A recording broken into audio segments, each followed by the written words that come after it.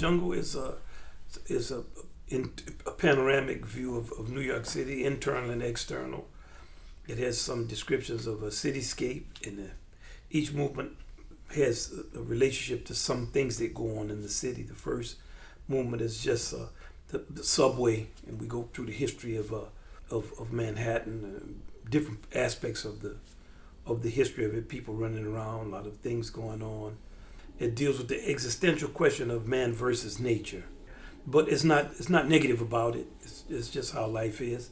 The second is the big show. It's about Broadway and the whole tradition of ragtime and Broadway shows and the great composers that come out of that tradition.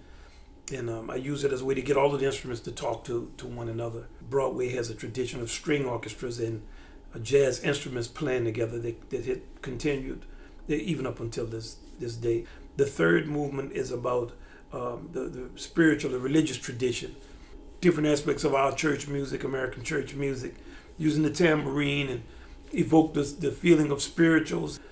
And then the fourth movement is Afro-Latin music. It's all the great cultures that come to New York, from Afro-Cubans to Puerto Ricans to Brazilians, Afro-Brazilian, all of the kind of forms that have always been a part of American music.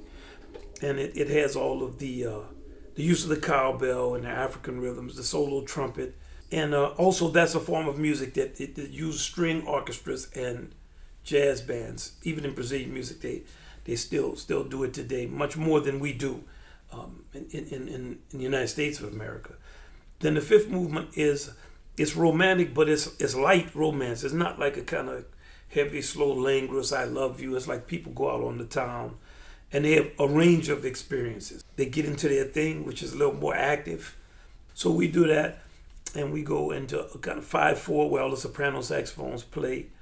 And then we have a lot of chattering goes on as people talking, and the strings going up and down like skyscrapers, a lot of stuff, and the drums are in between. And then we have the power of the city, the kind of big power mechanics of a city and the larger decisions that are made as a big drum solo. We used to say that New York is a very small town. It's not like that now. It's about the existential, the struggle in the city between the haves and the have-nots. It's like the Greek myth of Sisyphus, the rolling the boat up. But the thing is, he believes every time the boat is going to stay up. He doesn't think it's going to come down. It does, but so it's that type of optimism and pessimism that it is in the jungle. And I always end it a different way, so I don't know how we do it.